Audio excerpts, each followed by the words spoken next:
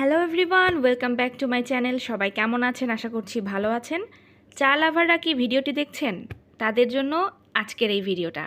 এমন অনেকেই চা লাভার রয়েছেন যারা চা বানানো দেখলেও মুখে জল চলে আসে। আমি তো আছি।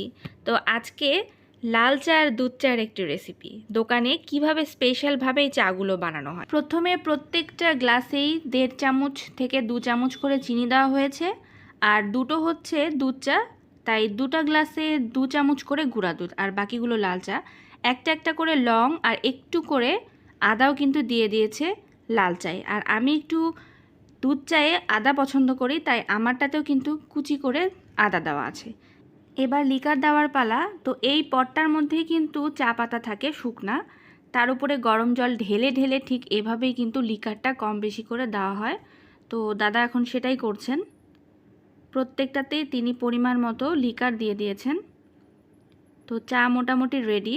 ও বাকি কাপগুলো তো চলে গেছে, মানে চাগুলো গুলানোর জন্য কিন্তু আলাদা এক্সট্রা এই যে লোক রয়েছে। তো তিনি চাগুলো ভালো করে চিনি মিক্সড করে সার্ভ করছেন। আর এই হচ্ছে আমার স্পেশাল চা। এটাকে আমি এখন পান করব।